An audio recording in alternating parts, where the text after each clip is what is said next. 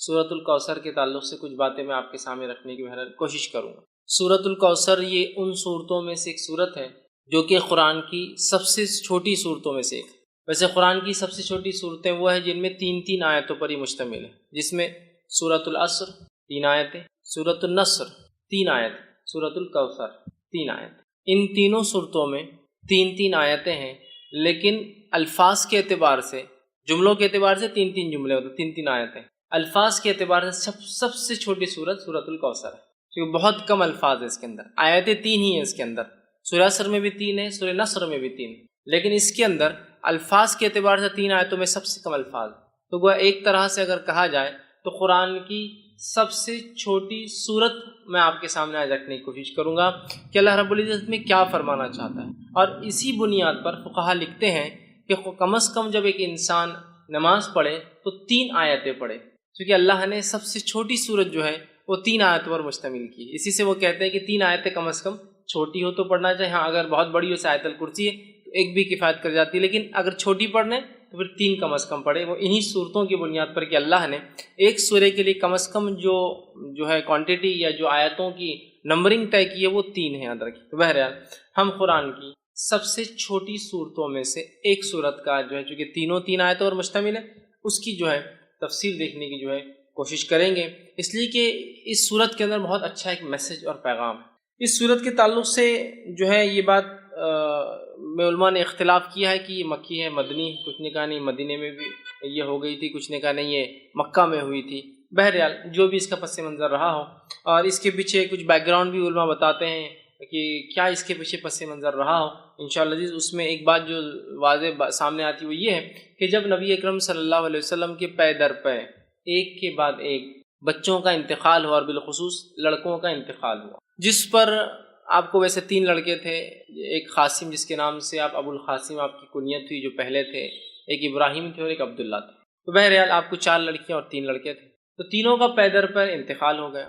جب تینوں لڑکوں کا انتقال ہوا تو مشرکین خوشی منانے لگے، کیونکہ مشرکین، اور جیسا آج ہمارا بھی حال ہے، ایک مادہ پرست ٹوٹلی میٹریلسٹک سوسائٹی میں ہم لوگ رہتے ہیں، جس میں مادہ اور انسان کیا پزیس کرتا ہے، کیا اس کے پاس ہوتا ہے، اس سے اس کی عزت اور توقیر ہوتی ہے۔ اور اسی کڑی کے اندر ایک اور چیز جو سماج کا بہت بڑا مسئلہ بھی ہے، اور وہ یہ ہے کہ لڑکوں کا ہونا اور نہیں ہونا۔ جب نبی اکرم صلی اللہ علیہ وسلم کو لڑکے نہیں ہوئے، اس سماج میں جس سماج میں لڑکے فخر کی علامت تھے، لڑکوں کی زیادتی پیدائش کے اعتبار سے سماج کے اندر ایک بہت بڑا رتبہ رکھتی تھی، اس سماج میں جس سماج کے اندر لڑکیوں کو زندہ دفنا دیا جاتا تھا اور لڑکوں کو رکھا جاتا تھا، اس سماج میں نبی اکرم صلی اللہ علیہ وسلم کے پے در پے ایک کے بعد ایک 3 لڑکوں کا انتقال ہونا گویا مشرکین کے لیے ایک طرح سے آپ کے مشن کے انسکسیسفل ناکامیاب ہونے کی ایک دلیل تھی۔ تو مشرکین میں سے کچھ لوگوں نے خوشیاں منائی، آوازیں اٹھائی، اور کہا کہ ابتر عربی زبان میں کہتے ہیں اس انسان کو جس کے پیچھے کوئی نہ ہو۔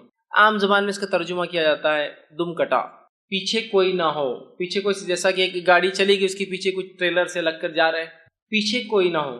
تو ابتر کا ایک معنی یہ بھی تھا کہ اس کے بعد کوئی نسل نہیں ہے جو اس کا نام باقی رکھ سکے، یہ بھی ایک معنی ہے۔ تو انہوں نے خوشیاں منائی۔ یہ خوشیاں کس نے منائی اس کے تعلق سے بہت سارے مختلف اقوال آتے ہیں کہ ابو لہب تھا جس نے منائی، کس نے کہا نہیں ابو جہل تھا جس نے خوشیاں منائی، بہرحال اور بھی نام آتے ہیں مشرکین یا کفار کے جنہوں نے خوشیاں منائی۔ تو وہ مفسرین لکھتے ہیں کہ یہ شاید اس کی وجہ بنی کہ یہ صورت نازل ہوئی، لیکن یقینی طور سے ہم نہیں کہہ پائیں گے کیا، لیکن چونکہ سورے کا جو اینڈنگ اس انداز سے ہو رہی ہے تو اس سے اندازہ یہی لگایا جا سکتا ہے کہ شاید یہی واقعہ ہوا ہو کہ آپ کے بچوں کا انتقال، اس میں بھی بہرحال اختلاف ہے کہ کس بیٹے کے انتقال پہ یہ منایا گیا، لیکن بہرحال لڑکے کے انتقال پر مشرکین نے یہ خوشیاں منائی، اسی کے رد میں اللہ رب العزت نے اپنے نبی کو صبر، دلاسا، ہمت افزائی کرنے کے لیے یہ صورت کو جو ہے نازل کی۔ صورت کا ترجمہ دیکھیں میں آپ کے سامنے رکھوں گا، پھر اس کی تفسیر کی طرف ہم جائیں گے۔ اِنَّا أَعْطَيْنَاكَ الْكَوْثَرَ، اے نبی ہم نے بے شک آپ کو خیر کثیر، کوثر، حوض کوثر بہت زیادہ جو ہے اچھائی سے جو ہے نوازا ہے، عطا کیا ہے۔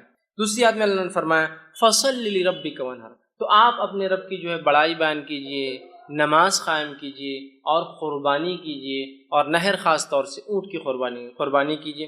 ان شانیک هو الابتر، بے شک یقیناً تمہارا دشمنی دم کٹا رہیں گا، بے اولاد رہیں گا، یا اس کا کوئی دنیا میں نام لینے والا باقی نہیں رہیں گا۔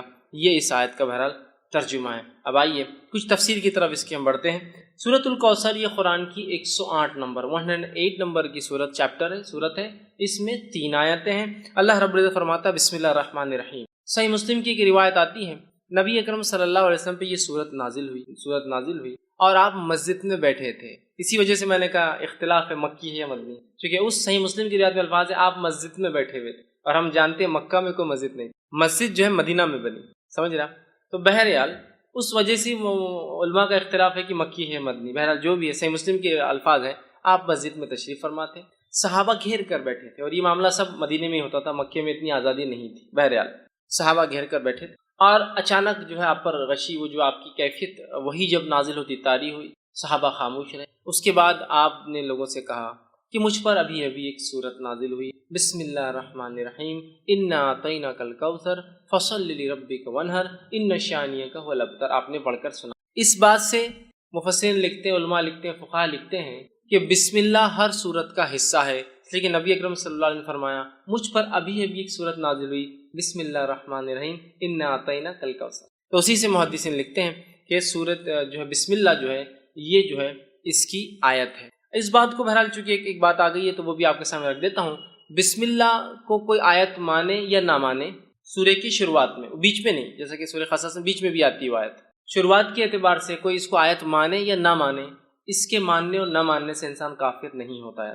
دیگر قرآن کی ایک آیت کا بھی انسان انکار کرے تو وہ کافر ہو جاتا ہے، لیکن بسم اللہ میں چونکہ اختلاف ہے کہ یہ آیت مانی جائیں گی یا نہیں مانی جائیں گی، تو لہٰذا اگر اس معاملے میں کوئی بسم اللہ پڑھتا ہے اور کوئی نہیں پڑھتا ہے تو دونوں پہ کسی پہ لعنت ملامت یا اس کو سست یا جو ہے اس طرح سے اس کو غلط یا کافر نہیں کہا جائے۔ ہاں وہ جو قرآن کا حصہ ہے، جیسا کہ سلیمان علیہ السلام نے جو خط لکھا تھا، جس کے بارے میں قرآن نے فرمایا انہ من سلیمان انہ بسم اللہ الرحمن الرحیم، اور سلیمان نے جو ہے اس رانی کو جس نے اور جس کے قوم نے سورج کی عبادت کو جو ہے سب کچھ سمجھ لیا تھا، اس کو جب خط لکھا تو لکھا انہ من سلیمان، کہ سلیمان نے جب خط لکھا تو کہا بسم اللہ الرحمن الرحیم، اللہ کے نام سے جو بڑا مہربان نہایت رحم والا۔ اس سے پتہ چلتا ہے کسی بھی خط و کتابت سے پہلے، کسی کو ایڈریس کرنے سے یا خط لکھنے سے پہلے بسم اللہ لکھنا چاہیے بہرحال، اور نبی اکرم صلی اللہ علیہ وسلم بھی لکھا کرتے تھے۔ تو بہرحال تو یہاں رسول اکرم صلی اللہ علیہ وسلم نے کہا کہ مجھ پر ابھی ایک صورت نازل ہوئی بسم اللہ الرحمن الرحیم، ٹھیک ہے، بہرحال وہ کرنا چاہیے۔ اور سورۃ الفاتحہ کے اندر بھی وہ کہتے ہیں پڑھنا چاہیے، اس لیے کہ سورۃ الفاتحہ کا تو یہ ایک حصہ ہے، کیونکہ سورۃ الفاتحہ میں جو ہے 7 آیتیں ہیں، تو ظاہر سی بات ہے بسم اللہ کو چھوڑ دیا جائے تو آیتیں پھر 6 ہی بچتی ہے سورۃ الفاتحہ۔ تو بہرحال ہر سورت سے پہلے اس کو بسم اللہ کو پڑھنا چاہیے۔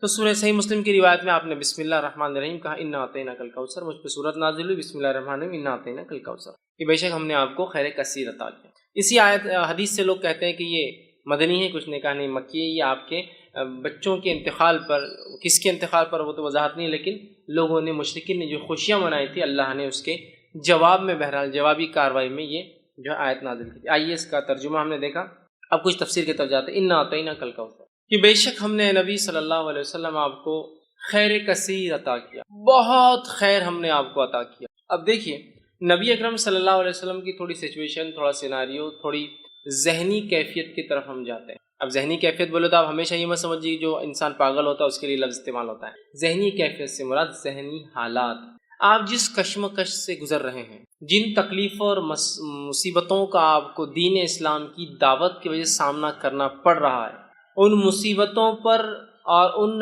مشرکین کی ان مصیبتوں کے آنے پر آپ کو طعنہ اور تشنیع دینا، جیسے کہ آپ کی 2 بیٹیوں کے نکاح جو ہو چکے تھے ابو لہب کے بیٹوں سے، جیسے ہی آپ نے ابھی ودائیگی نہیں ہوئی تھی، نکاح ہوا تھا، جیسی دعوت اسلام کی بات کی طلاق دلوا دی۔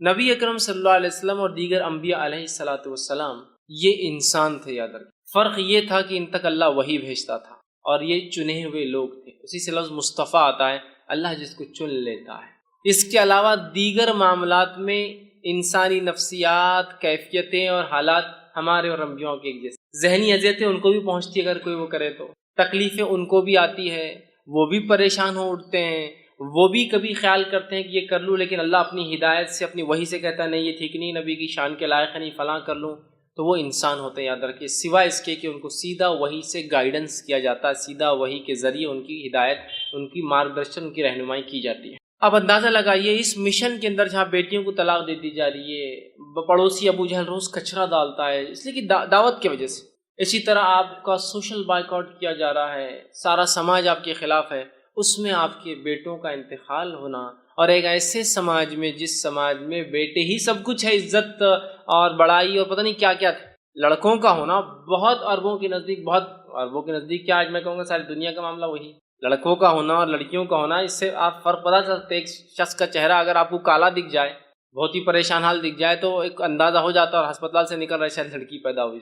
ایک شخص خوش اور خرم نظر آ رہا ہے اور بہت وہ خوش ہو رہا ہے اور کوئی بانٹ رہا ہے، تو آپ کو اندازہ ہو جاتا ہے اس کو لڑکا پیدا، بیٹا پیدا ہوا ہوں گے، تبھی اتنی خوشیاں منائی جا رہی۔ تو ہر سماج کا آج ہم دیکھتے ہیں یہی حال ہے، ٹھیک۔ تو بہرحال اس سماج میں جہاں بیٹے سب کچھ اور بیٹیوں کو دفنا دیا جاتا ہوتا، اتنی بری چیزیں، بیٹے داماد ہے کہنا بولے تو ایک شرم کی علامت تھی۔ اس سماج، اس سوسائٹی میں اندازہ لگائیے نبی اکرم صلی اللہ علیہ وسلم کے بیٹے پیدا اور انتقال ہوتے، بیٹیوں کا طلاق دیا جانا، آپ کے بچوں کا بالخصوص لڑکوں کا پیدر کا انتقال ہونا، پڑوسیوں کا روز کچرا ڈالا جانا، لوگوں کا آپ کو برا بھلا کہنا، آپ کو سوشل بائیکاٹ میں 3 سال تک پوروں کو الگ کر دیا جانا، یہ معمولی چیزیں نہیں، یاد رکھیے۔ اس لیے اللہ رب العزت نے اپنے نبی کے تسکین کے لیے، تسلی کے لیے، ذہنی سکون و اطمینان کے لیے جیسی ایسی کوئی بڑی تکلیف آتی تھی، ایک نعمت عطا کر دیتا تھا فوراً لا کر۔ جیسے کہ مثال کے طور پر نبی اکرم صلی اللہ علیہ وسلم کے جو ہے محبوب چچا، جس نے بڑی اسلام کے خلاف تو نہیں تھے، قبول تو نہیں کیا، لیکن خلاف بھی نہیں، بہت سپورٹ کیا، بہت سپورٹ، اتنا کہ 3 سال کے عام بائیکاٹ میں وہ بھی ساتھ، کہا کہ جب تک میں زندہ ہوں میرے بھتیجے کو ہاتھ نہیں لگا سکتا ہے، ٹھیک۔ تو جو ہے ابو طالب جو تھے، یہ اسلام تو نہیں لائے لیکن بہت سپورٹ میں تھے، اتنے سپورٹ میں تھے کہ اپنے بیٹے علی سے کہا، جب اللہ کے رسول صلی اللہ علیہ وسلم نے دعوت دی کہ اے علی جو ہے تم اپنے بھائی جو ہے محمد کی بات، مطلب میرے بھتیجے کی بات، محمد کی بات جو ہے تم ماننا، اس لیے کہ وہ سچ کہے، لیکن سماجی پریشر دیکھیے کیا ہوتا ہے، خود ایمان نہیں لائے، ہے نا، اب اندازہ لگائیے اس سے، ٹھیک۔ تو جو ہے تکلیف دی جا رہی تھی اس زمانے میں، اس ستم میں انہوں نے آپ کی مدد کی، یہ انتقال کر جاتے، مشرکین جو ہے خوش ہوتے ہیں۔ اور یہ بات بھی یاد رکھیے، بلال رضی اللہ عنہ ایک طرف ہے، اور جو ہے سمیہ رضی اللہ عنہا کو جو ہے شہید کیا جا رہا ہے نا، اور کئی خاندانوں کو جو غلام تھے اور کمزور تھے مالی اعتبار سے، تکلیف جن میں لڑکوں کی، مردوں کی کمی تھی، جو عربوں میں طریقہ دبا دیا جاتا تھا، تکلیف دی جا رہی تھی، اسی سماج، اسی سوسائٹی کے اندر جو ہے ابو طالب کا نبی اکرم صلی اللہ علیہ وسلم کو مدد کرنا، یہ بہت بڑی بات تھی، یاد رکھیے، بہت بڑا سپورٹ تھا یہ، اور اتنا بڑا سپورٹ تھا کہ ان تمام کو تکلیف دی جا رہی تھی، لیکن رسول اکرم صلی اللہ علیہ وسلم کی طرف کوئی آنکھ بھی ایک عام زبان میں کہ اٹھا کر نہیں، مطلب جو تکلیفیں دوسروں کو پہنچ رہی تھی اس کے مقابلے میں آنکھ بھی اٹھا کر نہیں دیکھ رہا تھا۔ کیوں؟ اس لیے کہ سب کو پتا تھا کہ ابو طالب لیڈر ہے، ایمان تو نہیں لائے ہیں، محمد صلی اللہ علیہ وسلم کے دین پر تو نہیں ہے، لیکن پورا سپورٹ ہے، ہاتھ تو نہیں لگا سکتے محمد صلی اللہ علیہ وسلم، یہی وجہ تھی کہ ہاتھ نہیں لگایا۔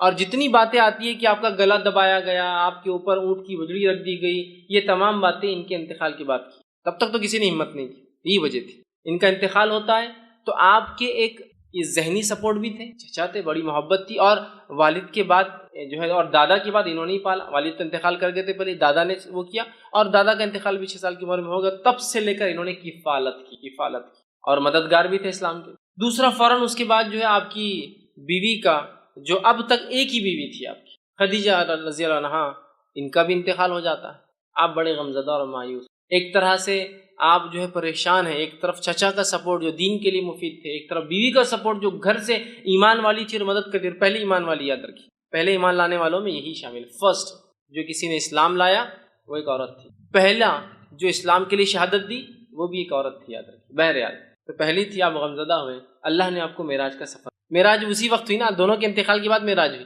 سفر کرا دیا تاکہ وہ جو غم اور وہ ذہنی تکلیف تھی ہٹ گئی، جب غائب کے معاملات آپ دیکھ کر آ گئے، تو اللہ ایسے ہی کرتا ہے۔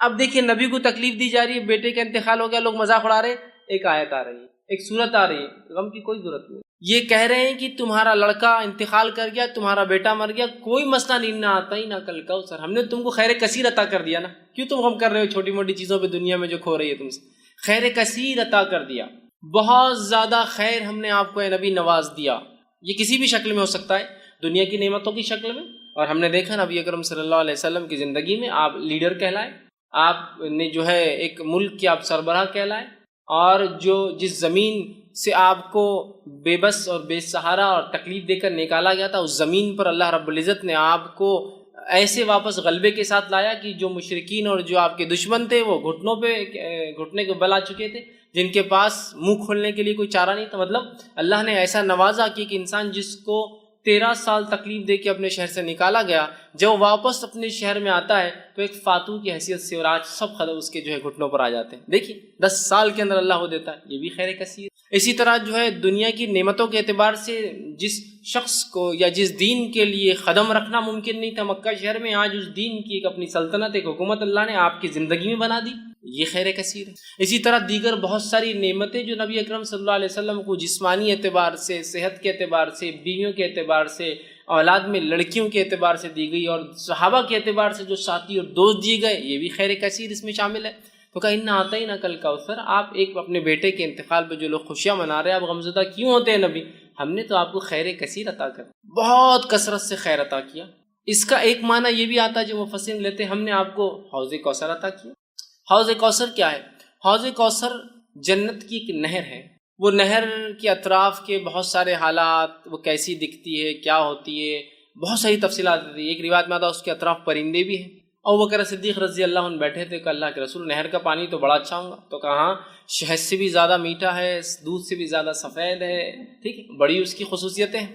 کہا اس کے اطراف پرندے ہیں، تو کہا بہت اچھا منظر ہوگا، تو کہا پرندے کھانے میں بھی ابو بکر بڑے اچھے ہوں گے، وہ اس میں پرندے ہوں گے، وہ ایک نہر ہے جو جنت سے نکلتی ہے، اور اسے کوثر اس لیے کہا گیا کہ اس پہ اتنے پیالے ہیں جن سے جو لوگ جنت میں داخل ہوں گے ان کو پلایا جائے گا۔ اس کے پانی پینے کے بعد انسان کو پھر کبھی پیاس نہیں لگیں گی، وہ جنت میں کھائیں گا بھی پیئیں گا بھی، لیکن اس کی ضرورت محسوس نہیں ہوگی پینے کی، اس کوثر کے پانی پینے کے۔ وہاں اتنے سارے گلاس ہیں کہ آپ صلی اللہ علیہ وسلم نے فرمایا، مطلب پینے کے مرتبان ہیں کہ آپ نے فرمایا جیسے آسمان کے ستارے، اتنے مرتبان ہیں، اتنے پیالے، اتنے گلاس ہیں جس میں آپ خود پلائیں گے۔ اور وہاں آپ فرماتے ہیں میرا ممبر لگایا جائے گا، اور وہاں میں کھڑا ہوں گا، اور پھر لوگ آتے جائیں گے، میں انہیں اب پانی دیتا جاؤں گا، جو اس کا پانی ایک بار پی لیں گا وہ کبھی پھر زندگی میں پیاس محسوس نہیں کریں گے۔ جنت میں لوگ پئیں گے لیکن ضرورت نہیں رہیں گی، محسوس نہیں ہوں گی لیکن پئیں گے، یہ ایک الگ چیز، مطلب آپ کو کوئی چیز کی ضرورت نہیں لیکن پھر بھی آپ رکھتے ہیں اس کو، ایک الگ چیز۔ تو یہ کوثر ہے۔ تو کہا ہم نے آپ کو حوض کوثر عطا، جس کا پانی پی کر لوگ پیاس محسوس نہیں کریں گے، جس پہ اس کثرت سے لوگ پانی پئیں گے، جس کی وجہ سے کوثر اسے اس کثرت سے پیالے ہیں، اور ہر ایک انسان کو ایک پیالہ۔ اور آسمان کے ستارے کتنے ہیں؟ میں سمجھتا ہوں یہ ممکن نہیں ہمارے لیے، ٹریلینس آف سٹار صرف ایک ایک چھوٹی چھوٹی گیلیکسیز میں ہوتے ہیں، ٹریلینس، تو اتنے اس کے پیالے، اسی وجہ سے کوثر کہا۔ تو ہم نے آپ کو حوض کوثر عطا کیا۔ حوض کوثر کا جو واقعہ صحیح مسلم میں آتا ہے، آپ نے فرماتے ہیں میرا ممبر لایا جائے گا، میں کھڑا ہوں گا، لوگ آ رہے ہوں گے، میں پانی پلا رہا ہوں گا، اور کچھ لوگ آ رہے ہوں گے تو انہیں دھکے دے کر پیچھے کیا جائے گا، میں کہوں گا فرشتوں یہ میری امت کے لوگ ہیں، انہیں آنے دو، انہیں آنے دو۔ فرشتے کہیں گے اللہ کے رسول صلی اللہ علیہ وسلم آپ کو نہیں پتہ آپ کے جانے کے بعد انہوں نے کیا کیا؟ آپ سے کہیں گے کیا کیا؟ وہ کہیں گے انہوں نے آپ کے جانے کے بعد آپ کے دین میں بدعتیں ایجاد کی۔ بدعت مطلب نئے نئے کام کیے، نئے نئے اعمال کی جو آپ نے نہیں بتائے تھے۔ آپ سب کہیں گے سحقاً، دور لے جاؤ، میں نظر دور لے جاؤ، اس لیے کہ میرے جانے کے بعد یہ کیا دین کے ساتھ انہوں نے۔ تو بدعتی لوگ اس حوض کوثر پہ سے پانی نہیں پی۔ اس سے ایک مسئلہ یہ بھی نکلتا ہے نبی اکرم صلی اللہ علیہ وسلم کو امت کے اعمال کا پتہ نہیں ہے، اسی لیے آپ کو کہا جائے گا آپ کو پتہ نہیں کیا کیا گیا۔ لیکن یہاں لوگ ایک چیز لاتے نہیں، نبی اکرم صلی اللہ علیہ وسلم کو یہ تو پتہ ہوگا کہ میری امتی ہے نا، تو یاد رکھیے یہ تو آپ کو بتایا جائے گا، اور ہر امت پہچانی جائیں گی۔ کچھ روایتوں میں آتا ہر کسی کے پیچھے جھنڈے ہوں گے، فلیگز ہوں گے جس سے پہچانے جائیں گے کون ہے۔ یہ تو کوئی ناممکن بات نہیں کہ اللہ کے رسول پہچان لیں گے، تمام انبیاء پہچان لیں گے اپنی امت کو، ہر امت ایک جھنڈے تلے ہوں گی، فلیگز ہوں گے ان کے، وہ کیسے واللہ عالم پہچانے جائیں گے، سمجھ رہا؟ یہ تو آپ کو بتایا جائے گا لیکن آپ کو پتہ نہیں ہوگا امت نے کیا کیا، اس لیے کہ آپ عالم الغیب نہیں۔ تو یہاں پتہ چلا اس خیر کثیر کو اگر حاصل کرنا ہے ایک امتی کو، تو اسے چاہیے کہ نبی اکرم صلی اللہ علیہ وسلم کے دین میں بدعت ایجاد نہ کرے، ورنہ حوض کوثر پہ سے اس کو پیچھے کر دیا جائے گا، عام الفاظ میں کہوں تو ہکال دیا جائے اور اسے پانی نصیب نہیں ہوگا۔ تو جو جام کوثر پینا چاہتا ہے اپنے نبی کے ہاتھ سے، تو اسے چاہیے کہ اپنے نبی کے طریقے پہ ساری زندگی کو، اور اس میں کوئی چیز نہ کمی کرے نہ کسی چیز کا اضافہ کرے، ورنہ اس حوض کوثر پہ سے اسے نکال دیا۔ تو کہا اِنَّا أَعْطَيْنَاكَ الْكَوْثَرَ، اے نبی ہم نے آپ کو خیر کثیر حوض کوثر عطا کیا۔ اور دونوں باتیں درست ہیں، اس لیے کہ حوض کوثر خود ایک خیر کثیر کا حصہ بھی ہو سکتی ہے، بہت زیادہ خیر کا حصہ، دنیا میں مختلف چیزوں کے اعتبار سے خیر ہم نے آپ کو عطا فرمایا، اور آخرت میں دیکھیے صحابہ خود ایک نبی اکرم صلی اللہ علیہ وسلم کو ایک خیر کثیر جو عطا کیا تھا، اس کی ایک علامت ہو سکتے ہیں کہ عیسیٰ علیہ السلام کے حوارین کی تعداد 11 یا 12 آتی ہے، آپ سے خود فرماتے ہیں کچھ انبیاء ایسے ہوں گے روز قیامت جو اکیلے آ جائیں گے، ایک بھی فالوور، ایک بھی ماننے والا نہیں، کچھ کے پیچھے 2 ہوں گے، 1 ہوں گے، کچھ کے پیچھے 2 ہوں گے، کچھ کے پاس 80 ہوں گے، بس اتنے ہوں گے۔ اور میں دیکھوں گا بنی اسرائیل بہت تعداد ہے موسیٰ علیہ السلام کی امت، اور میں امید کرتا ہوں کہ میری قوم اس سے زیادہ ہوں۔ اور پھر آگے آپ نے فرمایا کہ تم جو ہے اولادیں پیدا کرو، اس لیے کہ میں اس روز جو ہے تمہاری تعداد پر فخر، سمجھ رہے ہیں بات؟ تو آپ دیکھیے، تو یہاں انبیاءوں کی حالات دیکھیے کہ ایک بھی نہیں، 1 ہے، 2 ہے، 30 40 50 100 80 ہے نا۔ بنی اسرائیل سیکنڈ ٹو امت محمدیہ ہونے والی، نیکسٹ ہوں گی، اس لیے آپ نے کہا امید ہے میری امت جو ہے سب سے زیادہ ہوں گی، بنی اسرائیل کو بھی پیچھے چھوڑ دیں گے میرے امت، اتنے تعداد کے اعتبار سے زیادہ ہوں۔ تو دیکھیے صحابہ کی تعداد دیکھیے، کچھ انبیاءوں کو تو ایک بھی نہیں ملا ہے صحابی، اللہ کے رسول صلی اللہ علیہ وسلم کو ایسے صحابہ ساتھی کو کہتے ہیں، یاد رکھیے اصحاب جو ہے ساتھی کو کہتے ہیں عربی زبان میں، ٹھیک؟ تلامید اسٹوڈنٹ نہیں تھے، یہ ساتھی، اور ساتھی جنرلی کیلیبر کا ہوتا ہے بہت، اسی لیے اس کو اصحاب کہا جاتا ہے۔ ٹیچر اور اسٹوڈنٹ کو کبھی بھی ساتھی نہیں کہیں گے آپ، 2 اسٹوڈنٹس کو ساتھی کہا جاتا ہے۔ یہاں دیکھیے اصحاب کہا گیا اس لیے کہ اللہ نے ان کو تیار کیا گیا، اللہ نے تیار کیا تھا، اور اللہ نے خود قرآن میں بیان کیا کہ صحابہ کی مثال توریت اور انجیل میں بھی اللہ نے دی تھی۔ تو گویا صحابہ بھی چوزن پیپل تھے، سلیکٹڈ پیپل تھے، چنے ہوئے لوگ تھے۔ بہرحال تو یہ بھی خیر کثیر، تو بہت ساری باتیں، لیکن خیر کثیر سے مراد کچھ بھی خیر جو اللہ نے دیا، اور حوض کوثر بھی ہو سکتا ہے، چونکہ حوض اور کوثر بھی خیر کثیر کی ایک ایگزامپل یا مثال، یہ یاد رکھیں۔ چلیے ہم آگے بڑھتے ہیں۔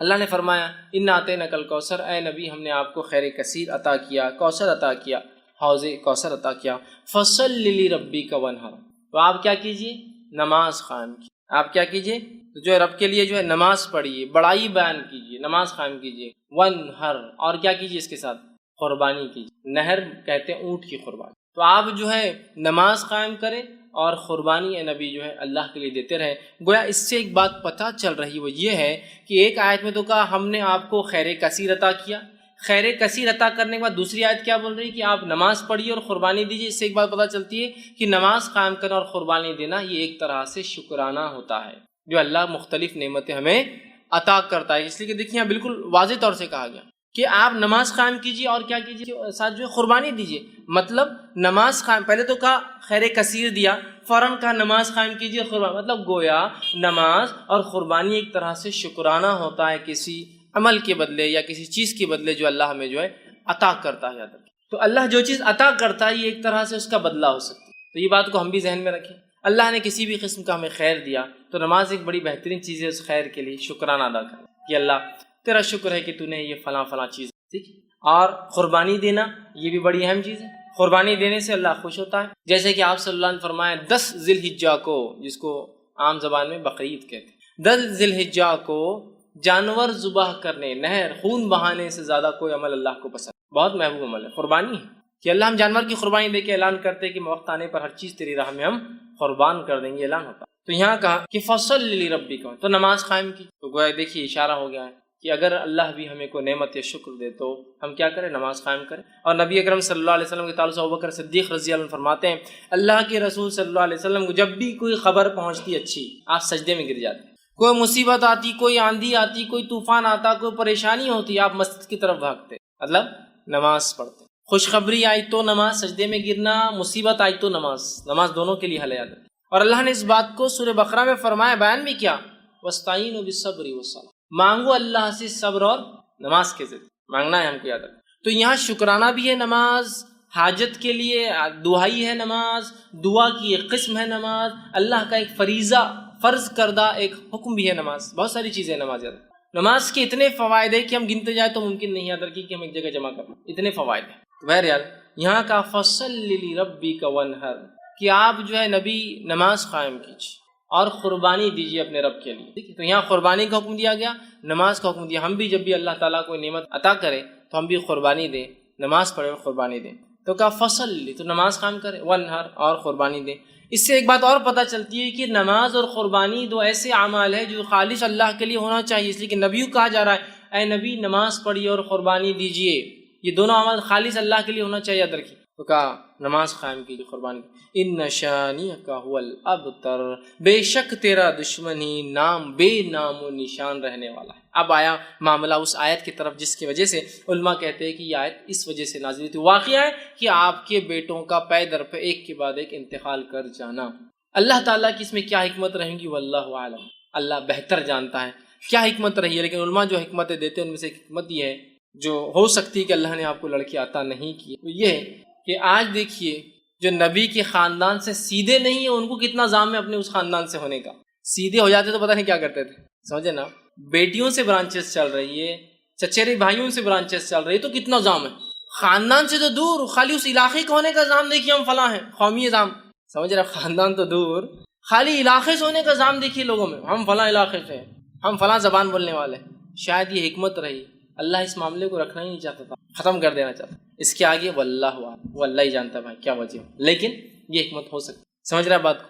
تو اللہ نے آپ کے لڑکوں کو حیات نہیں رکھا. مشرکین جب آپ کے لڑکے کا انتقال ہوا تو مشرکین نے خوشیاں منائی اور کہا اب تو محمد کا نام لینا کوئی نہیں ہے، اس کا مشن آگے چلنے والا نہیں، اس کی تحریک یہیں ختم ہو جائیں گے. اور ظاہر سے کوئی بھی تحریک کے لیے کیا لگتا ہے آپ کو معلوم، تحریک لڑکیوں سے نہیں لڑکوں سے چلتا. سمجھا، تحریک چلانا ہے. زکریا علیہ السلام اللہ سے دعا کر رہے ہیں تو زکریا علیہ السلام کی دعا ہے اللہ مجھے کہ لڑکا عطا کر، اس لیے کہ لڑکی نبی نہیں ہو سکتی. اور بنی اسرائیل میں ایک طریقہ تھا، اللہ کیا کرتا تھا ایک خاندان میں پھر اسی خاندان میں لڑکے دیتا تھا جو نہ انبیاء بنتے تھے. زکریا علیہ السلام جانتے تھے کہ اب اس قوم کو ایک نبی کی ضرورت ہے اور نبی لڑکا ہو سکتا ہے، لڑکے کی دعا کیا. کیوں؟ اس لیے کہ انہیں ایک جو ہے وارث چاہیے تھا ایک نبوت کو آگے لے کے چلنے والا. بنی اسرائیل میں ایک زمانہ آیا کہ تقریباً بنی اسرائیل کے مرد قتل کر دیے گئے تھے، ایک عورت حاملہ باقی تھی. سارے لوگوں نے مل کر دعا کی اللہ اس سے لڑکا پیدا اور وہ نبی ہو، اس لیے کہ اب نسل نہیں. اور اللہ اس نسل میں اولاد دیتا تھا.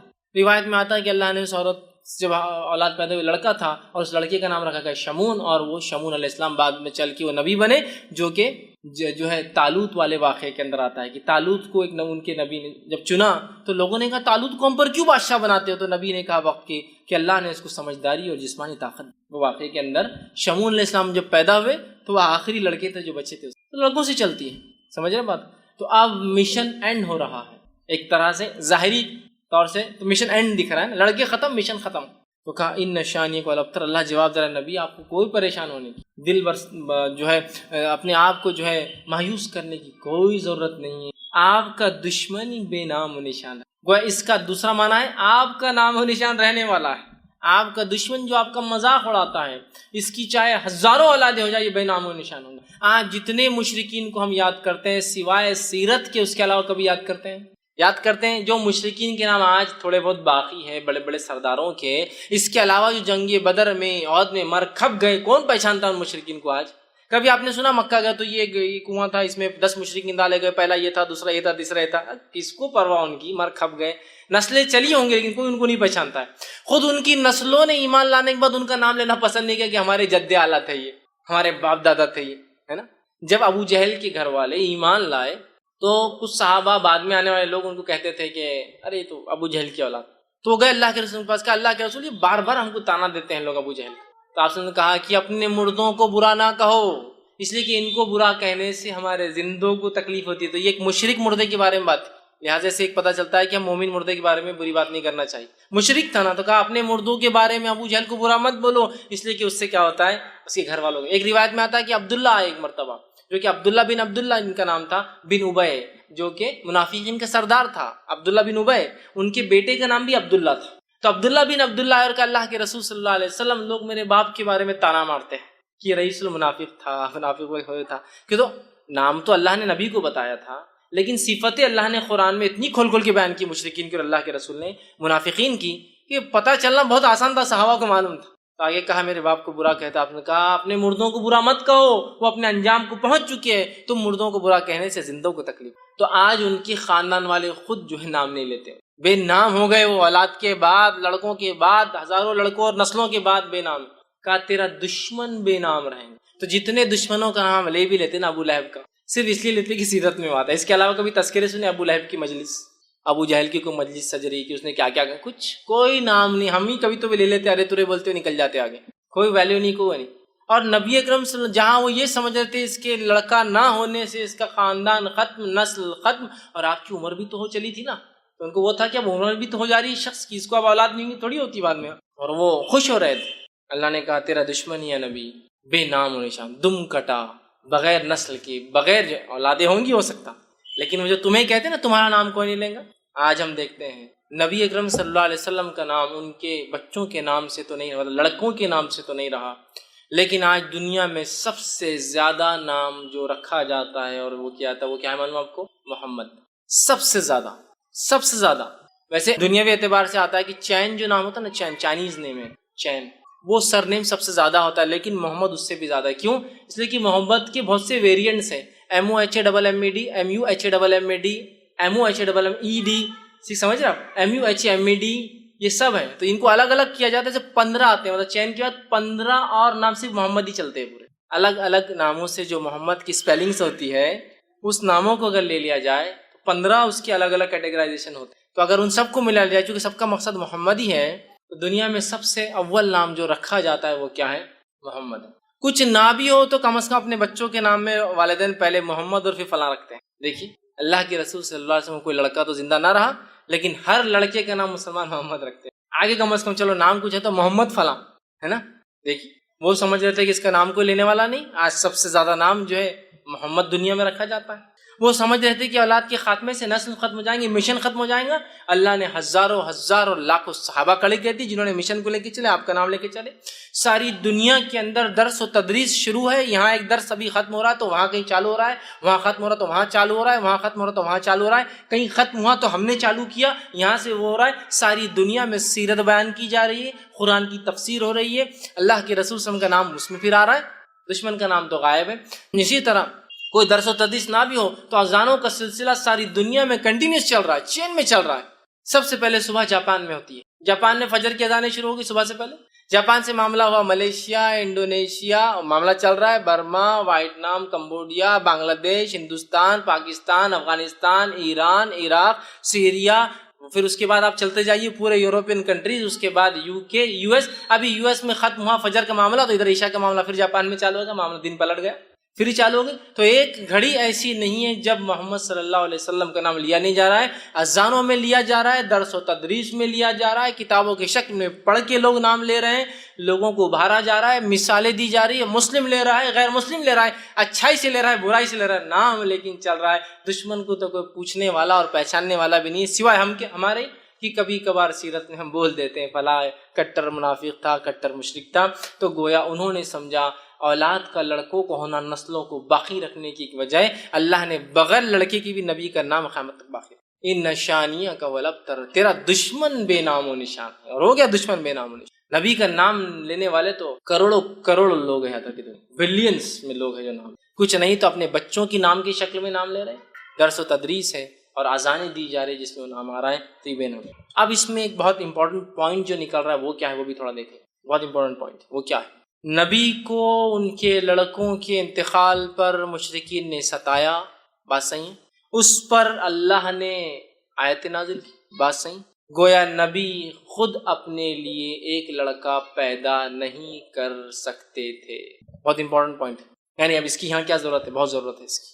آج ہم لوگ جب اولاد نہیں ہوتی ہے تو پتہ نہیں کہاں کہاں اولادیں مانگ رہے ہیں، جس سے بھی مانگتے ہو وہ امتی ہے، نبی تو نہیں ہے جس سے بھی مانگتے ہو۔ ابراہیم علیہ السلام 80 سال کے ہو گئے اولاد پیدا نہیں کر سکتے، زکریا علیہ السلام کے بال سفید ہو گئے اولاد پیدا نہیں کر سکتے، محمد صلی اللہ علیہ وسلم کو 3 لڑکے ہوئے، تینوں کو بچا نہیں سکے، بہت عبرت ہے اس واقعے۔ تو جب نبی اپنے لیے لڑکے پیدا، اور ظاہر سی بات ہے آپ سب نے بعد میں بھی کہا ہوا، آپ کو تیسرے کے بعد چوتھا کوئی لڑکا تو ہوا نہیں، تو نبی اپنے لیے کوئی لڑکا پیدا نہیں کر سکے، پیدا کرنا تو بہت دور کی بات ہے۔ جب نبی اکرم صلی اللہ علیہ وسلم کے بیٹے کا انتقال ہو رہا تھا، آپ مسجد نبوی میں تھے، روایت میں آتا ہے کہ لے کر آئے، اور آپ کے بیٹے عبداللہ ہچکیاں لے رہے، مطلب موت کے قریب ہے، اور روایت میں کہ آپ کبھی عبداللہ کو دیکھتے اور کبھی آسمان کی طرف، گو ایک طرح سے گزارش ہے، التجا، اللہ یہ میرا لڑکا ہے، لوگ مجھے ویسے ہی 2 لڑکوں سے بہت تانے دیتے آ رہے ہیں، اب یہ میرا، اور امید بھی نہیں آگے مجھے اولاد ہوں گی، چونکہ آپ کو بیویاں تو بہت تھی لیکن اولادیں کہاں ہوئی آپ کو دوسرے بیویوں سے؟ حضرت خدیجہ کے اولادیں کہاں ہیں آپ کو؟ صرف یہ 3 کا ہے، سمجھ رہے آپ بات، لڑکیاں تھیں تو آپ کو اولادیں بھی نہیں، دیگر بیویوں سے اتنے ازواج سے، تو آپ کو لگ رہا ہے کہ اب اولاد نہیں ہوں گی، اللہ اس کا کیا ہوگا؟ آسمان کو دیکھتے اور اسی حالت میں عبداللہ نے جو ہے ہچکیاں لے کے دم توڑ دیا۔ تو اپنے بیٹے کو بچا نہیں سکتے، پیدا کرنا زندگی سے دور کی، اور اللہ ہم پر رحم کرے، پتہ نہیں کون کون ہمارے پاس اولادیں دے سکتا ہے، چوائس کی اولادیں بھی دے سکتا ہے، لڑکا چاہیے، لڑکی چاہیے، 2 لڑکے چاہیے، 3 لڑکے چاہیے، سب چوائس. جس سے مانگا جا رہا ہے امتی ہے، جس امت کا نبی خود اپنے نفس کے لیے لڑکا پیدا نہ کر سکا، لڑکے مر رہے تو بچا نہ سکا، جس کتاب نے، قرآن نے ابراہیم علیہ السلام و زکریا کے تعلق سے کہا کہ گڑا رہے اپنے رب سے کہ اللہ میرا مشن آگے کیسے چلے گا، لڑکا نہیں ہوں گا، تو کیا کوئی امتی اولاد دے سکتا ہے؟ بتائیے دے سکتا ہے؟ کوئی امتی اولاد نہیں دے سکتا، کوئی امتی نہیں دے سکتا. تو ایک بڑا سبق تھا کہ تیرا دشمن بے نام رہیں گا، لیکن نبی آپ کو لڑکا نہیں، ٹھیک ہے، اس وجہ سے آپ کا نام فلاں بن محمد نہیں باقی رہیں گا، لیکن تیرا دشمن بے نام، ہم آپ کا نام قیامت تک باقی رکھنے والے. کس شکل میں وہ ایک الگ معاملہ ہے، لیکن آپ کا نام باقی رکھ. اس سے پتہ چلا نبی اپنے نفس کے لیے لڑکے پیدا نہیں کرتا. قرآن میں اللہ نے اس کی وضاحت کی، اللہ جسے چاہتا ہے لڑکے دیتا ہے، جسے چاہتا ہے لڑکیاں دیتا ہے، جسے چاہتا ہے دونوں دیتا ہے، اور جسے چاہتا ہے کچھ بھی نہیں دیتا. چوائس، اس کی مرضی، اس کی مرضی. سمجھ رہے آپ بات؟ تو یہ بڑا میسج تھا اس میں. تیرا دشمن بے نام رہیں گا، آپ کو اولاد نہیں، لڑکا نہیں ہے، نبی یہ خوش ہو رہے ہیں، آپ گھبرائے مت، آپ کا نام باقی رکھیں گے. گویا نبی اپنے نفس کے لیے لڑکا پیدا نہیں کر سکتے، تو رہا امتی لڑکے اور بچے دے رہے ہیں نا. کتنے بد لوگوں نے پتہ نہیں آستانے اور در بنا دیے، جہاں جا کر فلاں عمل کر لیے تو لڑکے بھی پیدا ہوتے چوائس کے، نہیں بھائی ہم کو تو 4 لڑکے لڑکی چاہیے تو چوائس سے لڑکی بھی لے لیجیے آپ. سبحان اللہ. تھوڑی تو عقل لڑاؤ، قرآن سے دوری کا یہ نتیجہ ہے. انبیاء اپنے لیے نہیں پیدا کر سکتے جو چیز، کون ہے جو امت میں سے وہ چیز دے سکے جو اللہ کے سب سے چہیتے اپنے نفس کے لیے پیدا نہیں کرتے، وہ انبیاء ہے نا. تو اسٹرانگ میسج ہے اس کا. اس صورت کے اندر اللہ رب العزت نے اپنے نبی کو دلاسا دیا اور کہا آپ کا دشمن بے نام و نشان رہیں گا، آپ کا نام قیامت تک باقی رہیں گا. آئیے اس صورت کی پھر ایک بار مختصر ترجمہ رکھ کے ہم بات کی خاتمے کی طرف چلیں. اللہ نے فرمایا انا اعطیناک، اے نبی ہم نے آپ کو خیر کثیر، حوض کوثر اور جو ہے بہت سارا خیر عطا فرمایا. فصل لربک ونحر، تو آپ نماز قائم کیجیے، اللہ کا ذکر کیجیے اور قربانی دیجیے، نہر کیجیے، اونٹ قربان کیجیے. اونٹ کو قربان کرنے کی خاص طریقے کو نہر کریے. ان نشانیہ کا الابتر، جو دشمن یہ سمجھتا ہے کہ آپ کو بیٹا نہ ہونے سے نسل ختم ہو گئی، وہ دشمن کو بے نام و نشان دم کٹا بغیر کسی نام کا رکھیں گے، اور آپ کا نام ہے نبی ہم ہمیشہ کے لیے باقی رکھیں گے. اور یہ بھی خیر کثیر کا حصہ ہے کہ نبی کا بیٹا نہ ہونے کے باوجود بھی آپ کا نام لیا جا رہا ہے، لیا جائیں گا، لیا جاتا رہا ہے. تو بہرحال یہ اس صورت کا بہرحال کچھ میسج تھا. ہمیں چاہیے کہ ہم جو ہے اللہ کا شکر ادا کریں جو بھی نعمت اللہ نے دی ہے، اس کے لیے نماز اور ہم قربانی کر سکتے ہیں. اور اولاد ہونا یا نہ ہونا، لڑکے ہونا نہ ہونا، یہ اللہ کی طرف سے ہے. ہم کبھی شرک نہ کریں ان تمام کاموں کے، اور نہ ہی نماز میں اور نہ ہی قربانیوں میں ایسا کوئی کام کریں جس سے اللہ ناراض ہوتا ہے یا جس سے اللہ کی ناراضگی حاصل ہوتی ہے. تو یہ تھوڑی سی بہرحال بات تھی. اور دیکھیے یہ صورت کتنی مختصر، صرف 3 آیتوں پر مشتمل تھی، کتنے بہترین پیغام لیے ہوئی تھی اپنے اندر. تو پورا قرآن جب ہم کھول کر پڑھیں گے کتنی ساری باتیں ہمارے سامنے آئیں گی. بہت سارے لوگ ہوتے ہیں انٹرنیٹ پر جب یہ ویڈیو جاتے ہیں بہت گالیاں لکھتے ہیں، بہت گالیاں بکتے ہیں، لیکن ہم ان گالیوں کو برائی کے انداز میں لیتے ہیں، ہم اچھائی کے انداز میں لیتے ہیں کہ میرے بھائی کو علم نہیں. لیکن کم از کم یہ خوشی ہوتی کہ سن تو رہیں. کبھی آج نہیں کل بات سمجھ میں آ جائے، کلک ہو جائے. اور بات تو صحیح ہے کہ انبیاؤں کو اولاد نہیں تھی. کیسے کوئی انسان جو امتی ہوگا، جس کا کوئی مقام اور کوئی حیثیت نبی کے سامنے دھول کے برابر بھی نہیں، کیسے وہ دے سکتا ہے؟ تھوڑا غور تو کرے انسان. اولاد دینا زندگی دینے کے برابر ہے. اولاد دینا زندگی دینا. جو خود مر چکے ہیں وہ کیا زندگی دوسروں کو دیتے ہیں؟ جس کے پاس جو ہوتا ہے وہی مانگا جاتا ہے میرے بھائی. جو خود اپنے نفس کو نہیں، اگر کوئی اولاد دے سکتا تو اپنی آپ کو رینیو کرا سکتا تھا، زندگی نہیں کرا سکا.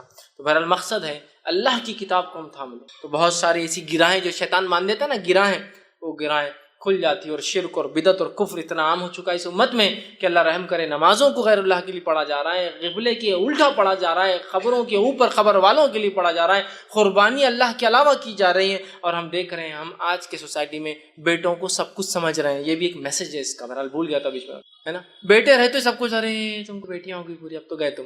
ہوتا ہے نا بہت سے لوگ، ارے تم اللہ رحم کرے یار ان کو پوری بچیاں ہیں. اس میں رحم کی کیا بات ہے؟ اللہ نے رحم کیا تبھی تو بچیاں ہیں. اور ایک ایسا رحم کیا اور کیسے بچیوں سے کیا رحم ہوتا ہے؟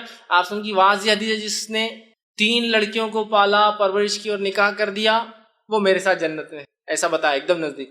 کسی نے کہا اللہ کو 2 کا کیا، تو کہا جس نے 2 کے ساتھ بھی یہ کیا وہ میرے ساتھ. تو رحم تو کر دیا نا پہلے. یہ جس کو کہتے ہیں نا بہت بڑے نقصان پہ بولتے ہیں نا صبر کرو صبر. ویسے حالات ہو. ہم یہ بات بھی یاد رکھیں، ہمارے نبی کو لڑکیاں تھیں. لڑکیوں اور لڑکوں کی وجہ سے نام باقی نہیں ہوتے ہیں، نام باقی ہمارے اعمال کی وجہ، اخلاص کی وجہ سے. بہت سارے لوگ جن کی نسل ہی آگے نہیں چلی، جنہوں نے نکاح ہی نہیں کی، کیا ان کے نام نہیں لیتے ہیں؟ بڑے بڑے علماء دیکھیں، بہت سارے ایسے جنہوں نے شادی نہیں کی، زندگی حالات وقت زمانہ نہیں آیا، جیلوں میں زندگیاں گزار دی، جوان ہوئے جیل میں ہوئے، بوڑھے ہوئے جیل میں، مر گئے جیل میں. شادی نہیں کی. نام لیتے ہیں نا، نام لیتے ہیں ان کے کام کی وجہ سے. سمجھ رہے ہیں آپ بات کو؟ تو لہٰذا یہ کوئی مایوسی کی شکل نہیں ہے جن کو لڑکا نہیں ہو وہ ڈپریسڈ ہے، ہم کیوں لڑکا نہیں ہو رہا ہے نا. اور لڑکا نہیں ہو رہا یا پھر اللہ نے لڑکیوں کی نعمتیں عطا کی تو پریشان ہے کہ اب ان کا بوجھ کیسے حل کریں گے، ان کو کیسے پالیں گے، کیسا بڑا کریں گے، زمانہ تو یوں آ رہا، زمانہ یوں آ رہا ہے. میرے بھائی تو رزاق نہیں ہے، میں رزاق نہیں ہوں، رزق دینے والا کوئی اور ہے. جب میں پیدا ہوا تھا تو مجھے جب کھلایا تو مجھے پوری امید ہے جتنا میرا بچہ پیدا ہوا جو لے کے آئے وہ کھا کے جائیں گا. اور یہ بات یاد رکھیے، میرے رزق کی فکر مجھے نہیں ہوتی ہے، میرے رزق کی فکر کسی نے کر لی ہے. اور میرا رزق جب میں اپنے ماں کے پیٹ میں 4 مہینے کا تھا وہ لکھا جا چکا ہے، وہ تو مجھے ملنا ہی ہے. بس میرا کام اس کے لیے میں کوشش کروں، یہ تو میرا ایمان ہے نا. اور علامہ صالح العثیمین رحمہ اللہ بڑی پیاری بات فرمایا کرتے تھے، جو لوگ ہوتے ہیں نا لڑکا بڑھاپے کا سہارا بن رکھا ہے کہ سہارے وارے بنتے نیک رہا تو ٹھیک، ورنہ آدمی مرتے مرتے تک بولتا ہے کہ اس نے میری سنا نہیں، اس نے میری سنا، مطلب گویا جاتے وقت ہی بدوائیں دے کے جاتا ہے، اس کی زندگی برباد ہو جاتی ہے، اس کی بھی ختم ہو جاتی ہے. ایسا کچھ بھی نہیں لڑکی اور لڑکیوں کے اندر. صالح حسین رحمہ اللہ بڑی پیاری بات فرمایا کرتے تھے، اولاد ہم کیوں پیدا کرتے ہیں؟ وہ کہتے تھے ہم اولاد اس لیے نہیں پیدا کرتے کہ اولاد ہمیں کھلائے پلائے بڑھاپے کا سہارا بنے، ہم اولاد اس لیے پیدا کرتے ہیں کہ یہ اللہ کی عبادت کرے. یہ موٹو ہے. تو لڑکی بھی کرتی ہے اور لڑکا بھی کرتا اللہ ہے نا. یہ مشن سے کوئی رہے کہ اللہ دینے والا ہے، لڑکیاں دے لڑکا دے، جو دیا. اچھا جس کو نہیں ہے وہ کیا بول رہا، اللہ کچھ بھی دے تو چلتا. جس کو لڑکیاں دے تو نہیں، اللہ ایک ہاتھ تو لڑکا ہونا چاہیے. جس کو ایک دے دیا، اللہ 2 ہو گئے تو جوڑی ہو جاتی نا، اکیلا جو ہے پریشان رہتا. 2 ہو گئے تو اللہ 3 ہو گئے زیادہ اچھا رہتا نا. اگر ایک آدھ اس میں سے کچھ ہو گیا کر گیا تو مطلب سیف سائڈ اسٹیپ نہیں ہونا پھر ان کو. اب 3 ہو گئے تو نہیں، اللہ 4 ہو گئے تو 2 جوڑی برابر ہو جاتے ہیں. مطلب ناشکری کی تو حد شروع سے لے کر آخر تک ہے ہماری. نہیں ہے تو ناشکری، کچھ تو بھی دے دیا اللہ چلے گا، دے دیا تو ناشکری کہ ایسا اور ویسا کیوں دیا. چوائس اس میں کہ نہیں اللہ پہلا کم از کم لڑکا ہو جائے، دوسرا کچھ بھی ہو چلتا، کم از کم فرسٹ شاٹ میں اپن کامیاب ہو جاتے، نیکسٹ دیکھا جائے گا لڑکی ہو تو پھر چل جائیں گا، کم از کم ایک لڑکا ہو جائے تو تسلی تو ہو جاتی ہے نا. سب کچھ بھی نہیں یاد رکھیں، کچھ بھی نہیں. لڑکیاں ہیں تو بہت مشکل ہوں گی، لڑکے تو بہت آسانی، کچھ بھی نہیں ہے. لڑکیاں رہی تو لڑکیاں کیا نعمت ہے میں بتاتا ہوں آپ کو کہ آپ اپنے کمرے میں ہیں، ماں باپ آپ کو بڑے لڑکے ہیں ماشاءاللہ، لڑکا بازو کمرے میں رہتا اپنے بیوی کے ساتھ، آپ بوڑھے ماں باپ ہے، لڑکا بازو کمرے، آپ یہاں کھانس رہے، آپ کو بخار ہے، آپ کو زکام ہے، آپ کے پڑوس میں بیٹے کو نہیں پتا ہے، لیکن ایک امریکہ میں لڑکی بہاری آپ نے، اس کو پتا ہے کہ ماں باپ رات میں کھانس رہے ہے نا. اس کا فون آتا صبح، کیا ہوا امی، آپ نے کہتے تیرے بہت کھانسی ہے، اس کو نہیں پتا، اس کو پتا. لڑکیاں اتنی فکر مند ہوتی، سمجھ رہے ہیں آپ بات کو. وہاں سے فکر ہے اس کو کہ ماں باپ کا یہاں انڈیا میں کیا چل رہا ہے، وہاں سے فون چل رہا ہے، پڑوس میں بیٹا اس کو نہیں پتا کیا ہو رہا ہے نا. تو ایسا نہیں ہے. اولاد جو بھی اللہ نے دی ہو، لڑکی ہو لڑکیاں ہو، فکر مت کیجیے اس معاملے میں، اچھی تربیت کیجیے، اپنے مشن کو حاصل کر لیجیے کہ یہ ہے کہ ہمارے بچے اللہ کی عبادت کرنے والے بن جائیں. باقی کوئی مسئلہ نہیں، آپ سکسیسفل ہیں، ٹھیک ہے، آپ کی نسل یہاں ختم ہوگی، کوئی مسئلہ نہیں، اللہ نے آپ کے لیے پسند کیا تھا، معاملہ ختم، ڈسپیوٹ ختم ہو گیا ہے. اللہ کی ایسی کچھ نعمت ہے جن پہ ہمارا کوئی اختیار نہیں چلتا ہے، تو کیوں اس پہ ڈسپیوٹ کر کے اور جھگڑا کر کے فائدہ ہے نا. نہیں اس کا یہ آپشن ہو سکتا ہے، کوئی آپشن نہیں ہو سکتا اس کا. یہ اللہ کی مرضی، جو دینا چاہیں گا جس کو اور جتنا دینا چاہیں گا دیں گا، نہیں دیں گا اس کی مرضی. آپ دیکھیے بہت سے بڑے بڑے شاہان بادشاہ، کیا پیسے کی کمی ہے ان کو، کیا پیسے کی کمی ہے بتائیے مجھے. وہ 50 سال بعد ایک آدھ بچہ ہوگا، بس ایک ہی اولاد ہوئی ان کو، سب کچھ ہے، بیویوں کی لاتعداد، ان کی نان مسلم کی بات کر رہا ہوں، کوئی حد بھی نہیں ہوتی شادی میں. اولاد، جاپان کا جو کنگ ہے اس کو اولاد ہی نہیں پریشان، کتنی شادیاں کر لی اب تک، ایک اولاد ہوئی تو پورا جاپان خوش ہو رہا تھا. 50 سال کا ہو گیا تو اولاد ہوئی، تو کوئی تو وائرس ملا، سمجھ. تو پیسہ ہے، دیکھیے اب ہم سوچ رہے ہیں رزق کی کمی نہ ہو جائے، دیکھیے ہاں مال دولت ہے، اولاد یہ اللہ کی نعمت ہے، اللہ جس کو دینا چاہتا دیتا ہے، نہ دینا چاہے نہیں دیتا ہے. نبی اکرم صلی اللہ علیہ وسلم خود اللہ نے لڑکے نہیں دیے، تو لڑکے ہونا نہیں ہونا یہ نعمت، مطلب اچھائی برائی دونوں چیز کی ہوتی ہے. لیکن کوئی بھی انسان لڑکیوں کی پیدائش پہ غم نہ منائے، برا نہ سمجھے، اس لیے کہ خود نبی اکرم صلی اللہ علیہ وسلم کو اللہ نے لڑکے نہیں دیے. اگر لڑکے کا ہونا ہی خیر کی اور اچھائی کی علامت ہو تو اللہ اپنے نبی کو کبھی بھی اس خیر سے محروم نہیں، سمجھے. بہرحال خیر یہ چند باتیں تھی جو اس سورت کا میسج تھا. ہمیں چاہیے کہ ان چیزوں کو لے قرآن کا مطالعہ کرے تاکہ بہت ساری باتیں کھلتی ہے. شیطان جو گرہ باندھ دیتا ہے، دور کرتا ہے ہدایت سے، وہ بھی ہم راستے پر آتے ہیں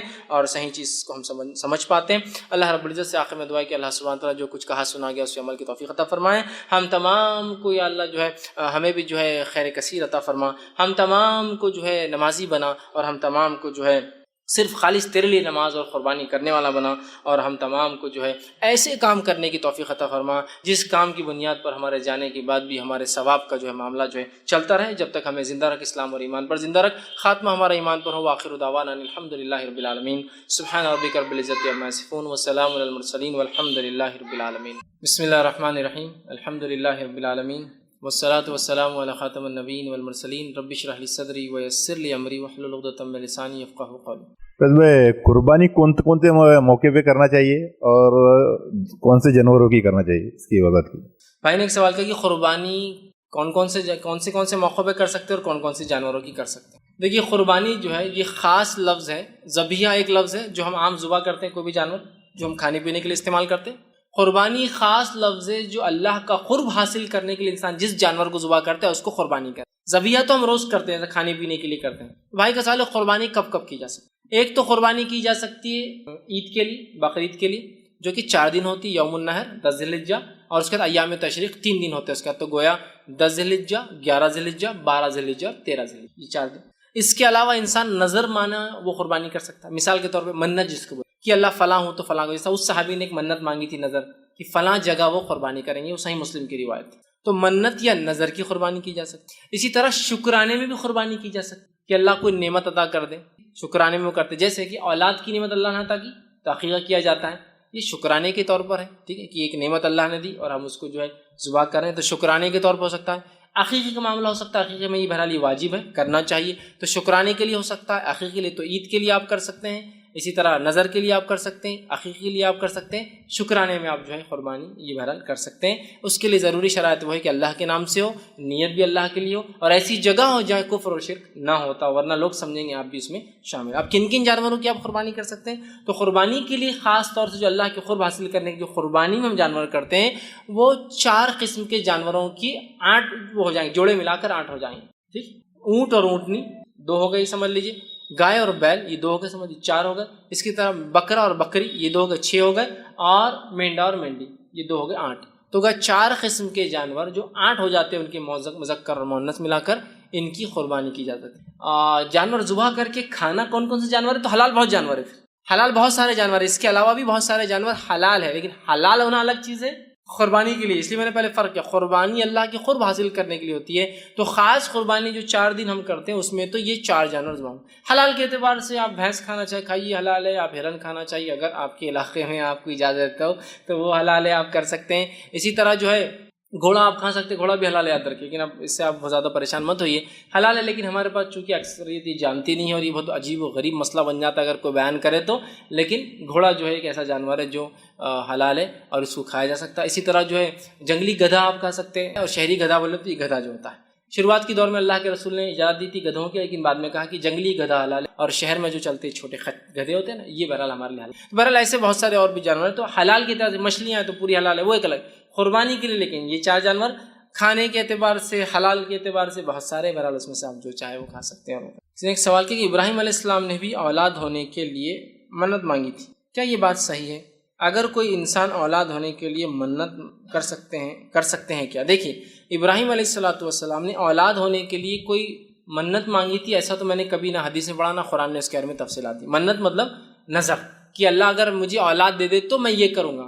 ایسی کوئی وضاحت تو حدیث میں بھی نہیں آتی اور ایسی کوئی وضاحت نہیں. ہاں دعا کی تھی آپ نے جب دوسرا نکاح کیا تو کہا ربی حبلی من الصالحین، چونکہ امید ہو گئی کہ شاید اس بیوی سے اولاد ہو کہ اللہ مجھے نیک اولاد عطا فرما. تو ابراہیم علیہ السلام نے تو کوئی منت مراد نہیں مانگی یا جس کو نظر کہتے ہیں. رہا سوال کیا اولاد کے لیے نظر مانگی جا سکتی ہے، منت مانگی جا سکتی ہے؟ ہاں بالکل، اولاد کے لیے کوئی نظر مانگ سکتا ہے، لیکن یہ پسندیدہ عمل نہیں ہے. آپ صلی اللہ علیہ وسلم نے فرمایا اللہ تعالیٰ نظر کے ذریعے، منت کے ذریعے، کنجوس جو پیسے نہیں خرچ کرتا پیسے خرچ کرواتا ہے، جو آدمی عبادت نہیں کرتا اسے عبادت کروا لیتا ہے. سمجھ رہے بات؟ نظر مانگے تو پورا کرنا واجب ہے، لیکن نظر مانگنا بذات خود پسند نہیں کیا گیا. اللہ کے رسول نے پسند نہیں کیا اسے. کہا کہ کنجوس جو خرچ نہیں کرتا نا اللہ نظر کے ذریعے خرچ کرا لیتا اسے، اور جو عبادتیں نہیں کرتا اللہ نظر کے ذریعے کرا لیتا اسے. لیکن نظر مانگے تو پورا کرنا واجب ہے، یہ بات یاد رکھیے. لیکن نظر مانگنا اپنی ذات سے خود کوئی پسندیدہ عمل نہیں کہ آپ نے بہت پسند کیا کہ مانگ. سمجھ رہے آپ دونوں میں فرق؟ تو لہٰذا اولاد کے لیے نظر آپ مانگ سکتے ہیں، بالکل حلال اور جائز ہے. ٹھیک ہے بات سمجھ، لیکن کوئی پسندیدہ عمل تو نہیں. اس لیے کہ ہم کیوں اپنی عبادتوں کو خاص کریں کہ ایسا ہو تو ہی میں ایسا کروں گا، لیکن اگر مانگے تو کرنا پڑیں گے. اے اللہ فلاں مسئلہ ہوگا تو 2 روزے رکھوں گا یا رکھوں گی، 10 مسکینوں کو کھانا کھلاؤں گا یا کھلاؤں گی، اور جو ہے تیرے گھر کی جو ہے زیارت کر کے مطلب جو ہے عمرہ کر کے آؤں گا یا آؤں گی، یہ نظریں ہو سکتی ہے. یا جو ہے کسی مسکین کو 2-4 ہزار روپے اللہ دیے فلاں چیز دوں گی یا دوں گا، بالکل جائز مانگ سکتے، کوئی مسئلہ نہیں. پسندیدہ نہیں ہے لیکن بالکل حلال ہے، آپ مانگ سکتے. تو اگر اولاد نہیں کسی کو تو بالکل اللہ سے نظر مانگ سکتا ہے، لیکن نظر مانگنے کا پورا کرنا ضروری ہے. اور اتنی بڑی نظر مت مانگ لیجیے کہ بعد میں خود پچھتا ہے. جیسے ایک خاتون نے بازار کہا ہم نے نظر مانگی تھی بچہ پاس ہو گیا تو کیا، وہ بھی کیا پاس ہو گیا 12th. ایسا بھی نہیں کوئی IAS ایگزام یا UPSC اور MPSC میں پاس ہو رہا تھا، وہ 12th میں. اور نظر کیا ہے سنیے آپ، 1000 روزے. 12ویں کے لیے اگر 1000 تو مطلب first year, second year, third year اور MBBS اگر کر رہا تو پھر تو 1000 کے حساب سے 5500 روزے ہو جائیں گے 5.5 سال. یہ کوئی طریقہ ہے مطلب یہ روزے کی اتنے روزے ہوتے تو نہیں. بولے ہم کنفیوز تھے کہ 1000 روزے مانگیں گے 1000 نمازیں مانگیں گے. چلو 1000 روزوں کو چھوڑ دیتا ہوں، 1000 نمازوں پہ آتے ہیں. 1000 رکعت نماز کس کو بولتے ہیں؟ دن بھر میں صرف 17 رکعت اللہ نے فرض کی. فجر کی 2، ظہر کی 4، عصر کی 4، مغرب کی 3 اور عشاء کی 4، یہ 17 رکعت ہوتی فرض. 1000 رکعت مطلب اگر ڈیلی 17 اور واجب الوتر ملا کے ہم 20 کر لیتے ہیں تو وہ 20 کے حساب سے ڈیلی آپ لگائیے انہوں نے کتنی نمازیں مانگ لی، کتنی 1000 رکعت، کئی مہینوں کی نماز. یہ 30 دن کے اندر 600 رکعت پڑھتا ہے انسان صرف فرائض پڑھے. 2 مہینے کی نماز کچھ مطلب یہ تو کہ میں نے کہا آپ مانگتے 2 رکعت 20 رکعت زیادہ، یہ کیا آپ نے مانگ لیا 1000 رکعت. آپ پورا کہاں سے ہوگا، فرائض پورے نہیں ہوتے جلدی ہم سے اور آپ نے 1000 رکعتیں مانگ لی. تہجد نہیں پڑھ پاتے 8 رکعت روز، ہم 1000 رکعتیں آپ نے مانگ لی. تو آپ نظر کو توڑیے. آپ تو بہرحال ایسی نظر مانگیے جس کو آپ پورا کر پائے. نہیں اللہ یہ فلاں مسئلہ ہو جاتا ہے، اور عورتوں کو تو بس دھکے دھکے پہ نظر چلتی، اللہ یہ ہوگا فلاں ہو گیا 10,000 روپے دے دوں گی. شوہر بول رہا ہے میں مر جاؤں گا 10,000 کمانے کی طاقت نہیں ہے اور تو بول دے رہی 10,000 روپے نظر دیں گے. پھر بعد میں نہیں اب کچھ تو بھی سلوشن نکالو، حل نکالو اس کے 10,000 روز کہاں سے نکلیں گا. نظر وہ ہو جو آپ کر سکتے ہو. اللہ 2 رکعت نماز، 10 رکعت نماز افورڈیبل ہے، کر سکتے ہیں. اللہ 2 روزے 3 روزے، چونکہ 30 روزے تو اللہ نے سال میں ہم پہ فرض کیے. 30 روزے سال میں، سمجھ آپ، سال میں 30 روزے یا 29 روزے، اور آپ 1000 روزے یا کچھ لوگ میں نے دیکھا 40 روزوں کی منت مانگتے چل. آپ کو اللہ 30 روزے زیادہ فرض نہیں کر رہا، بوجھ نہیں ڈال رہا، اور آپ 40 روزے فرائض سے بھی آگے بڑھ جا رہے ہیں. آپ لمٹ میں 2 روزے 3 روزے 1 روزہ یہ ہو سکتا ہے. یہ تو بہرحال لمٹ نہیں ماندے، بہرحال اولاد کے لیے مانگی جا سکتی ہے، کوئی حرج نہیں انشاءاللہ. کسی نے سوال کیا ہم منت کرتے ہیں کہ اگر یہ کام ہو جائے گا تو ہم اللہ کے نام پر قربانی کریں گے تو غریبوں میں تقسیم کریں گے، تو کیا یہ قربانی کا گوشت ہم خود کھا، اچھا کیا غریبوں میں تقسیم کریں یا خود کھا سکتے ہیں؟ دیکھیے میں سمجھتا ہوں جب آپ منت مانگ رہے، نظر مانگ رہے قربانی کرنے کی اللہ کے لیے، تو اللہ کو راضی کرنے کے لیے مانگ رہے ہیں، تو ظاہر سی بات ہے خالی ذبح کرنا تو ایک نیت پہنچتی ہے. عملاً تو یہ کہ آپ جب غریبوں میں دیں گے تو اس کا، اگر میں کہوں اللہ میں منت نظر مانگ رہا ہوں کہ میں قربانی کروں، خود کھا جا رہا ہوں پوری قربانی، مطلب یہ کوئی ایسا لاجیکلی سمجھ میں نہیں آ رہا. پھر آپ نے بینیفٹ کس کو دیا اس کا؟ اپنا نفع کر لیا. جب آپ منت مانگ رہے کہ اللہ میں قربانی کروں گی تو میں امید کرتا ہوں کہ یہ آپ کھا سکتے حلال ایک حصہ، لیکن یہ نہیں کہ آپ پورا کھا جائیں، سمجھا، پورا ہی آپ نے کھا لیا. جب آپ نظر مانگ رہے ہیں تو آپ لوگوں کو دیں، لیکن اگر آپ نے نظر مانگی اللہ میں قربانی کروں گا اور اس کا گوشت کا آپ نے کوئی نظر نہیں مانگی کیا کروں گا، خود کھاؤں گا دوں گا، تو ایک الگ بات ہے. لیکن پھر بھی تقاضا تو یہی ہے جب آپ نے اللہ کے لیے کچھ تو اس کے بندوں کو کچھ فائدہ ہو تو صدقہ دوں گا، کچھ فائدہ ہو تو الگ بات ہے. آپ خود بھی کھا سکتے، حرام نہیں ہوگا. لیکن میں یہ کہنا چاہ رہا ہوں کہ جب آپ نے قربانی کی تو اس کا فائدہ اگر غریبوں کو ہو تو میں سمجھتا اللہ راضی اور خوش بھی ہوں گا. اور یہ کام ہونے کے بعد ہی کریں گے، ظاہر سی بات ہے. نظر کی کوئی بھی چیز بعد میں ہوتی ہے، اور جب اللہ نے کوئی عطا کر دی کوئی چیز تو میں تو سمجھتا ہوں لوگوں کو آپ کچھ عطا کریں، اللہ رب العزت خوش ہوتا ہے صدقات و خیرات سے.